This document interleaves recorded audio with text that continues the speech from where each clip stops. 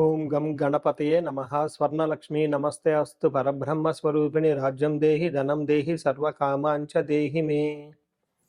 స్వర్ణలక్ష్మి అమ్మవారు ప్రతి ఒక్కళ్ళకి ప్రతి నిమిషం చక్కగా ఆనందంగా మనం అందరం ఉండే విధంగా ఆశీర్వదించాలని, దానితో పాటు మనందరికీ ఒక అధికారము, పవరు, స్టేటస్ ఉండాలని, దానితో పాటు మనందరికి సమృద్ధిగా ధనంతో పాటు మన అందరికీ మనలో ఉన్న అనేక రకాల కోరికలు కూడా తక్షణమే అమ్మవారు మనకి నెరవేర్చేలాగా మనకు అమ్మవారి యొక్క కరుణాకృప మన మీద ఉండాలని చెప్పేసి అమ్మవారిని ప్రార్థిస్తూ సెప్టెంబర్ మాసం యొక్క రాశి ఫలాలు ఎలా ఉన్నాయో మనం చూసుకుందాం.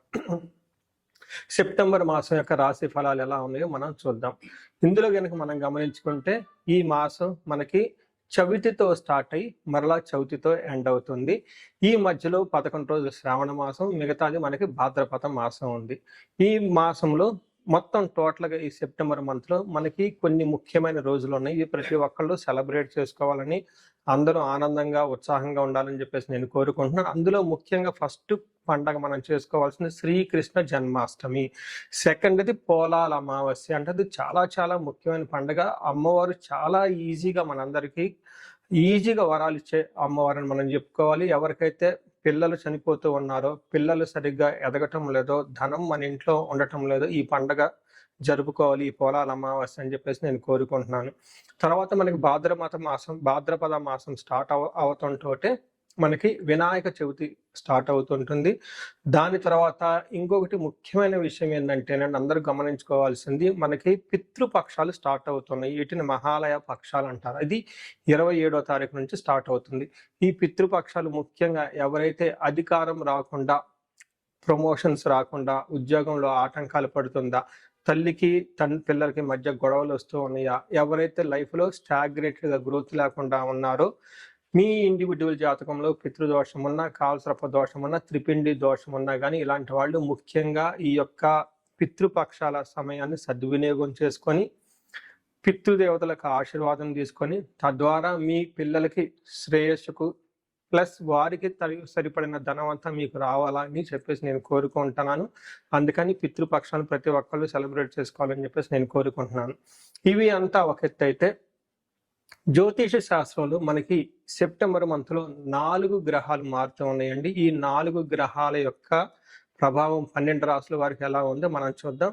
ముందులో మారే గ్రహాలు ఏంటి మనం చూసుకుంటే, శుక్రుడు వచ్చేటప్పటికి సెప్టెంబర్ 2న, బుధుడు సెప్టెంబర్ 7న, అలానే సూర్యుడు వచ్చేటప్పటికి సెప్టెంబర్ 17th, తర్వాత కుజుడు వచ్చేటప్పటికి సెప్టెంబర్ 18th. అంటే టోటల్గా 2nd, 7th, 17th, 18th ఈ యొక్క డేట్లో గ్రహాలు మారుతూ ఉన్నాయి. టోటల్గా ఈ గ్రహాల యొక్క ప్రభావం మనకు 12 రాశుల మీద ఎలా ఉందో మనం తెలుసుకుందాం. తులారాశి సెప్టెంబర్ మంత్ ఫలితాలు చూద్దాం. ఈ రాశి వాళ్ళకి చూసుకుంటే చాలా నార్మల్గా ఉంటుంది, తటస్థంగా ఉంటుంది. కొన్ని గ్రహాలు ఇబ్బంది పెట్టే విధంగా ఉన్నప్పటికీ కానీ విపరీత వేద అన్న కాన్సెప్ట్ ద్వారా ఆ యొక్క గ్రహాల యొక్క ప్రభావం వీళ్ళ మీద అంత ఎక్కువగా పడదు. కాబట్టి వీళ్ళది 50-50గా ఉంటుంది, మిక్స్డ్గా ఉంటుంది. కొంచెం జాబ్ విషయంలో మాత్రం స్ట్రెస్ ఉంటుంది తప్ప మిగతా అన్ని విషయాల్లో నార్మల్గా ఉంటుందని గమనించుకోవాలి. తులారాశి వాళ్ళు నక్షత్రాలు చూసుకుంటే చిత్త 3-4 పాదాలు, స్వాతి 1, 2, 3, 4 పాదాలు, విశాఖ 1, 2, 3 పాదాలంతా తులారాశిలో ఉంటారు.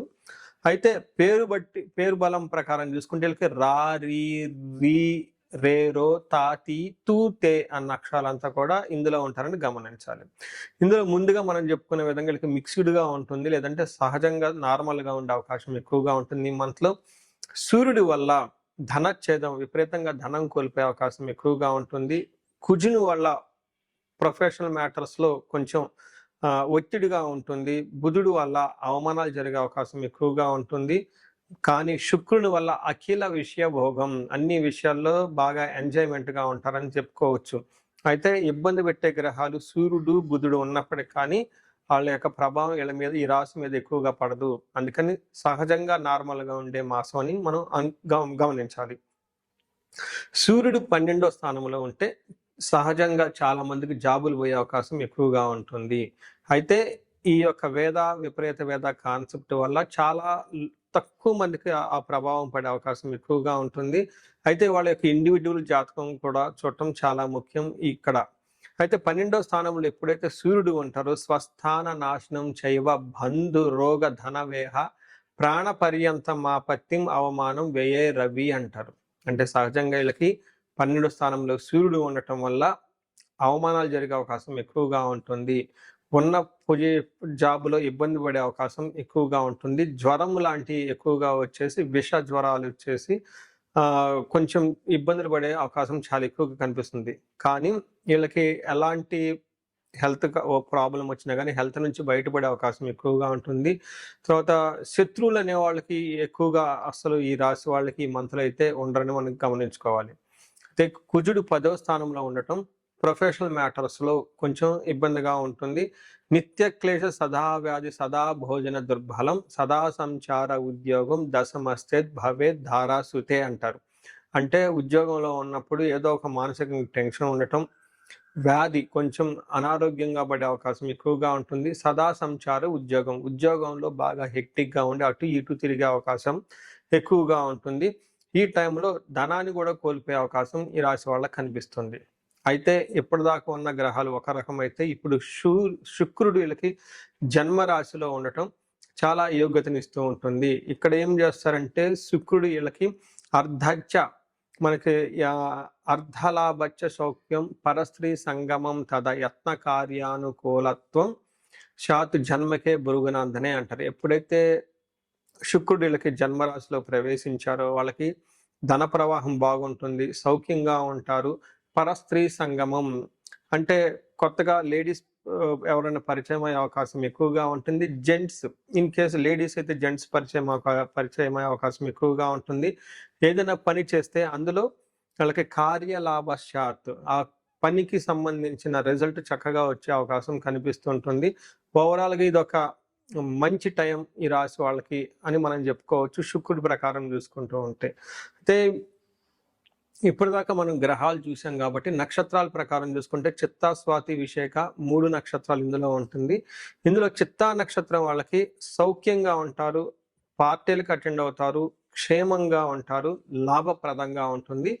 కానీ వీళ్ళకి మృత్యు భయము, అతిగా భయపడే పరిస్థితులు కూడా చాలా ఎక్కువగా ఉంటుంది. అంటే ఫ్యూచర్ ఎలా ఉంటుంది, ముందుకు ఎలా వెళ్ళాలి, ఏంటి దాని గురించి భయపడే అవకాశం ఎక్కువగా ఉంటుంది. స్వాతి నక్షత్రం వాళ్ళకి చాలా బాగుంటుంది. ఇందులో లాభప్రదంగా ఉంటుంది, సంపదలు ఉంటుంది, సౌఖ్యంగా ఉంటుంది, మృష్టాన్న భోజనం ఉంటుంది. అయితే వీళ్ళు కూడాను అతిగా భయపడే అవకాశం చాలా ఎక్కువగా కనిపిస్తుంటుంది.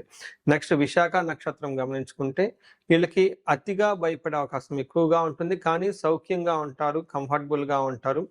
విశాఖ నక్షత్రం వాళ్ళకి లాభప్రదంగా కూడా ఉంటుంది, కానీ వీళ్ళకి దేహ పీడనము, అతి భయము, నాశనము చూపిస్తుంది. అంటే వీళ్ళు ఏదో ఒక రీజన్తో అనుకున్న పని కాకుండా ఆగిపోయే అవకాశం ఎక్కువగా ఉంటుంది. తద్వారా భయానికి గురే అవకాశం ఎక్కువగా ఉంటుంది. హెల్త్ కూడా కొంచెం డిస్టర్బ్ అయ్యే అవకాశం ఎక్కువగా ఉంది. సో విశాఖ నక్షత్రం వాళ్ళు కొంచెం కేర్ఫుల్గా ఉండటం ఎంతైనా అవసరం. నక్షత్రాలు పెట్టి చూసుకుంటే విశాఖ నక్షత్రం వాళ్ళకి కొంచెం మానసికంగా టెన్షన్ ఎక్కువ, తర్వాత ఈగో క్లాషెస్ కూడా వచ్చే అవకాశం కనిపిస్తూ ఉంటుంది. విశాఖ నక్షత్రం వాళ్ళకి చిత్తా స్వాతి నక్షత్రం వాళ్ళకి పశునాశనం కార్యనాశనం అని చూపిస్తూ ఉంటుంది. ఎవరైనా పశువులు అగ్రికల్చర్ రిలేటెడ్ ఎవరైనా ఉంటే వాళ్ళకి కొంచెం జాగ్రత్తగా ఉండటం అవసరం. అలానే స్వాతి నక్షత్రం వాళ్ళకి అనుకున్న పనుల్లో ఆటంకాలతో అనుకున్న పనులు జరిగే అవకాశం చాలా ఎక్కువగా కనిపిస్తుంది. సో చూసారు కదండి, ఈ రాశి వాళ్ళకి తులారాశి వాళ్ళకి కొంచెం మిక్స్డ్గా ఉంది, నార్మల్గా ఉంది. జాబ్ విషయంలో మాత్రం కొంచెం స్ట్రెస్ ఎక్కువగా ఉండే అవకాశం కనిపిస్తుంటుంది. సో మీరు పరిహారాలు చూసుకుంటే ఈ రాశి వారికి ఎక్కువగా కుజుడికి సంబంధించిన పరిహారాల్లో ఆంజనేయ స్వామిని మంగళవారం ధ్యానం చేయటం, సుబ్రహ్మణ్య అష్టకం లేదంటే సుబ్రహ్మణ్య ఆరాధన చేయటం, సూర్యుడికి చక్కగా ఆర్ఘ్యం ఇవ్వటము, సూర్య నమస్కారాలు చేయటము, ఫాదర్లు లేదంటే బాసులు లాంటి వాళ్ళతో చాలా వినమ్రంగా ఉండటం, వాళ్ళు చెప్పిన వర్డ్స్ని చాలా పాజిటివ్గా తీసుకొని ముందుకెళ్ళటం చాలా ఇంపార్టెంట్. సో చూశారు కదండి, ఈ రాశి వాళ్ళకి ఇంకా సహజంగా బాగుంది కాబట్టి ఇంకా మెరుగైన ఫలితాల గురించి మహాన్యాసపూర్వక ఏకాదశ రుద్రాభిషేకం చేయించుకున్న చాలా చక్కగా కలిసి వస్తుంది. భార్యాభర్తలకు మధ్య అన్యోన్య దాంపత్య పాశుపత అభిషేకం చేయించుకున్నా చాలా చక్కగా ఉంటుంది. ఈ రాశి వారికి అష్టైశ్వర్యాలు కలగాలని, భోగభాగ్యాలు కలగాలని చెప్పేసి కోరుకుంటున్నాను. నమస్కారం. చూశారు కదండి ఇప్పటిదాకా ఈ మీ రాశి వారికి ఎలా ఉందో. ఇది గోచార రీత్యా మాత్రమే చెప్పడం జరుగుతుంది. దీనిని మీకు 30-40% మాత్రమే అప్లై అవుతుంది. మిగతాది మీ ఇండివిడ్యువల్ జాతకం గనక చూస్తే అందులో కరెక్ట్గా యాక్యురేట్గా వస్తుంది. ఇండివిడ్యువల్ జాతకంలో చక్కగా దశాభుక్తులు ఉంటే మంచి రిజల్ట్ ఇస్తూ ఉంటే ఇవి బాగుంటే అంతా బాగుంటుంది. ఇన్ కేస్ ఇండివిడ్యువల్ దశాభుక్తుల్లో సరైన రిజల్ట్ లేకుండా ఉంటే మీ జాతకం వ్యక్తిగత జాతకం సరిగా లేకుండా ఉంటే ఇవి వాటికి యాడ్ అయ్యి దానికి తద్వారా బేజులు చేసుకొని కరెక్ట్గా రిజల్ట్ అయితే వస్తుంది. మీ ఇండివిడ్యువల్గా జాతకం చూపించుకోవాలనుకుంటే స్క్రీన్ మీద కనిపిస్తున్న నెంబర్ ద్వారా మీరు నన్ను కనెక్ట్ అవ్వచ్చు. అంతేకాకుండా నేను ఒక రీసెర్చ్ చేస్తున్నాను. అంటే దాదాపు మిడ్ లైఫ్ క్రైసిస్ అంటూ ఉంటారు అనమాట. అంటే 40 years నుండి +or-5 years, అంటే 35 to 45, ఈవెన్ 48-50 వరకు ఈ మధ్యలో ఏజ్ ఉండి వాళ్ళకి సక్సెస్ఫుల్గా ఒక 10-15 years కెరీర్ ట్రాక్ రికార్డు ఉండి బాగా చదువుకొని ఉండి అన్ని విధాలా చక్కగా లైఫ్లో ఒక బాణంలాగా దూసుకొని వచ్చి, కానీ ఈ టైంలో మీరు ఇబ్బంది పడుతూ ఉంటే సడన్గా జాబ్ లేకపోవటం, సడన్గా బిజినెస్ లేకపోవటం, సడన్గా లైఫ్లో గ్రోత్ లేకపోవటం, చాలా కన్ఫ్యూజ్డ్ అయిన పొజిషన్లో కనుక ఉంటే దీనిని జనరల్గా మనకి మిడ్ లైఫ్ క్రైసిస్ అని చెప్పేసి హార్మోనల్ ఇంబ్యాలెన్స్ అని చెప్తూ ఉంటారు. బట్ జ్యోతిష శాస్త్రంలో దీనికి చాలా చక్కటి పరిష్కారం ఉంటుందండి. మీకు జాతకంలో ఏమైనా శాపాలున్నా, రుణాలున్నా, గ్రహ దోషాలున్నా, కాలసర్ప దోషాలు లాంటి కఠినమైన దోషాలుంటే ఈ టైంలో యాక్టివేట్ అయ్యే అవకాశం ఎక్కువగా ఉంటుంది. దీనికి ఇండివిడ్యువల్గా జాతకం చూపించుకొని అది మీరు కెరియర్కి గ్రాప్ రావటానికి, లేదంటే మీరు లైఫ్లో ఇలా స్టాగ్నెట్గా ఆగిపోవటానికి గల కారణాలు ఏంటో తెలుసుకొని చక్కగా పరిష్కారాలు చేసుకుంటే లైఫ్ 10 రెట్లు ముందుకెళ్ళే అవకాశం ఎంతైనా ఉంటుంది. ఇదే కాకుండా నేను ప్రాబ్లమ్ స్పెసిఫిక్గా కూడా చాలా హోమాలు అవన్నీ చేపిస్తూ ఉంటాను. అన్యోన్య దాంపత్య గురించి, అన్యోన్య దాంపత్య పాశుపతాభిషేకం. ఇప్పుడు ఈ మంత్లో మనకి ఫస్ట్ 11 days ఇంకా శ్రావణ మాసం ఉంది కాబట్టి శ్రావణ మాసాన్ని పురస్కరించుకొని స్వర్ణలక్ష్మి విశేషం హోమం చేయించడం జరుగుతుంది. ఇది ప్రతి ఒక్కళ్ళు చేయించుకోవాలని చెప్పేసి నేను కోరుకుంటున్నాను. ఎక్కడైనా మీకు ధనం రాకపోయినా, వచ్చిన ధనం నిలబడకపోయినా, అసలు ఆదాయ వనరులు మీకు ఇన్కమ్ సోర్స్ లేకపోయినా, లేదంటే విపరీతమైన అప్పుల బాధలు ఉన్నా, లేదంటే మీరు ఇచ్చిన అప్పులు తిరిగి రాకపోయినా కానీ ఈ టైంలో చక్కగా స్వర్ణలక్ష్మి విశేష హోమం చేయించుకోవాలని చెప్పేసి నేను కోరుకుంటున్నాను. ఇది సామూహికంగా చేయటం జరుగుతుంది. ఇప్పటిదాకా నేను హోమాలన్నీ 1-to-1 చేపించాను ఎక్కువగా. బట్ ఈసారి మాత్రం సామూహికంగా ఈ యొక్క హోమం చేపించడం జరుగుతుంది. ఈ అవకాశాన్ని సద్వినియోగం చేసుకొని ధన బాధల నుంచి, రుణ బాధల నుంచి బయటపడాలని చెప్పేసి నేను కోరుకుంటున్నా.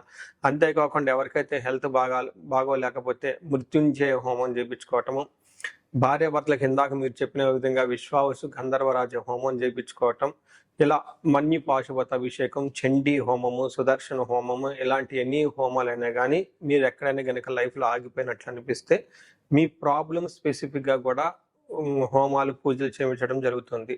సో మీరు లైఫ్లో ఎక్కడ ఆగకుండా ఉండాలని, జీవితంలో 3 పువ్వులు 6 కాయలుగా సాగిపోవాలని, మీకు అష్టలక్ష్మీలు చక్కగా కలిసి ఉండాలని చెప్పేసి నేను కోరుకుంటున్నాను. మీ అందరికీ అష్టైశ్వర్యాలు కలగాలని, భోగభాగ్యాలని కోరుకుంటున్నాను. నమస్కారం.